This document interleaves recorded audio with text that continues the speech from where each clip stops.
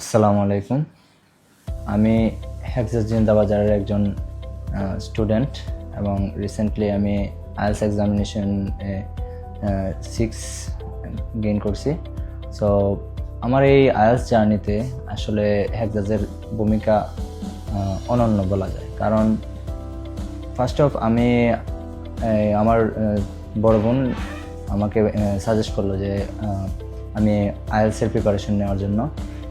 আমি BA pass কোর্সে MC কলেজে ছিলাম, আর হচ্ছে একটা ডিপ্লোমা কোর্সে রানিং স্টুডেন্ট ছিলাম। সো এগুলার আসলে ফিউচার বা এগুলা নিয়ে আমি অনেক টেন্স ছিলাম আসলে, যে ফিউচারে কী করব।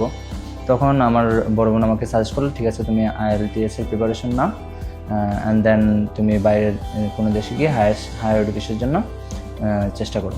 সো দেন আমি আসলাম সিলেটে। সো সবাই আমাকে সাজেস্ট করলো বিভিন্ন ধরনের প্রতিষ্ঠানের কথা। তো আমি নিজে অবজার্ভ করে দেখলাম যে আসলে হেক্সাস জিন্দাবাজার মানে হেক্সাস জিন্দাবাজার সম্পর্কে সাজেশনটা সবাই একটু বেশি পাওয়া যাচ্ছে, ওদের প্রায়োরিটি এবং বিভিন্ন ধরনের অপরচুনিটি সবাই দেখাচ্ছে।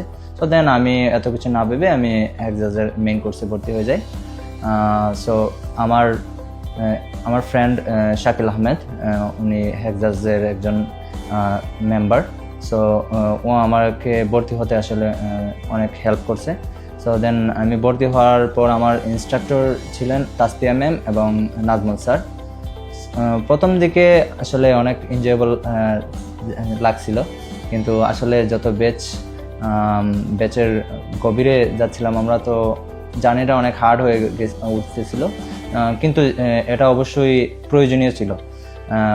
এবং অনেক হোমওয়ার্ক প্রেশার ছিল, এবং হোমওয়ার্ক এবং বিভিন্ন ধরনের কম্পিটিশন, সো এগুলা কভার আপ করতে হয়েছে।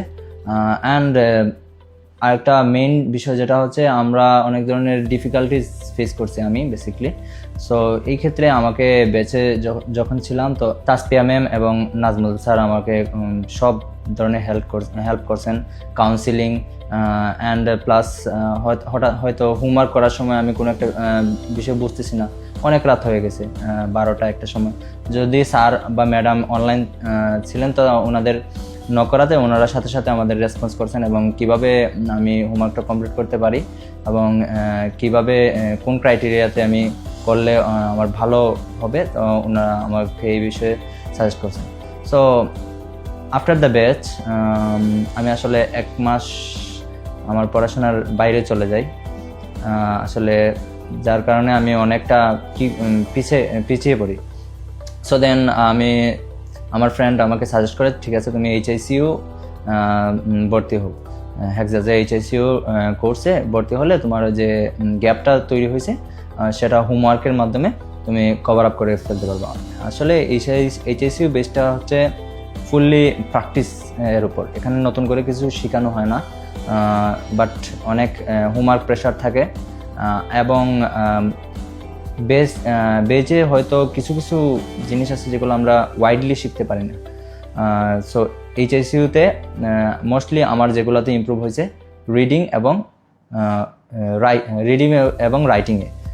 ওখানে প্রমিত স্যার, রাফি স্যার এবং আমাদের ব্যাচ ইনস্ট্রাক্টর ছিলেন সাজিদা ম্যাম, সবাই অনেক হেল্পফুল ছিলেন, এবং সবাই অনেক হাতে একদম যেগুলো আমরা বুঝতে পারি না, আসলে আমার ব্যান্ড ডেভেলপের ক্ষেত্রে যা যা প্রয়োজনীয়, কোন কোন জায়গায় আমার মিস্টেক্স আছে, সবগুলো একদম খুঁটিয়ে খুঁটিয়ে ওনারা আমাদের ধরাই দিছে। যাই হোক, আমার এইচএসসিওর ব্যাচ কমপ্লিট হওয়ার পর আমি ব্রিটিশ কাউন্সিলে রেজিস্ট্রেশন করে এক্সামে অ্যাটেন্ড করি, এবং আলহামদুলিল্লাহ আমি আমার ডিজায়ার স্কোর পাইছি, এবং এই জন্য আমি ফার্স্ট অফ আল্লাহর কাছে শুকরিয়া আদায় করি, আলহামদুলিল্লাহ। অ্যান্ড দেন হেক্সাসের যে প্রায়োরিটিগুলো আমরা বুক করছি, mostly speaking care, speaking cafe, writing care, এগুলো সবগুলাই আসলে এসেনশিয়াল ছিল। আর আর হচ্ছে পার্শিয়ালগুলো খুবই ইম্পর্টেন্ট। 28টা পার্শিয়ালে অ্যাটেন্ড করার মাধ্যমে আমি বুঝতে পারছি যে আসলে আমি কোন লেভেলে ছিলাম, এবং আস্তে আস্তে আমার ডেভেলপমেন্টগুলো আমার আরও ইন্সপায়ার করছে যে আমি আরেকটু বেটার করতে পারি। আর আমি এক্সামের আগে 4টা মকে অ্যাটেন্ড করেছি। সো আমি আসলে অন্য কোথাও মকে অ্যাটেন্ড করি নাই, তো আমি কম্প্যারিজন করতে পারবো না যে হেক্সাজের মক এবং অন্যান্য মকগুলো কেমন হয়। বাট ব্রিটিশ কাউন্সিলের যে এক্সামটা আমি অ্যাটেন্ড করছি সেখানে আমি বলতে পারি যে হেক্সাজের যেভাবে মক টেস্টগুলো নেওয়া হয় প্রায় সেম টু সেম।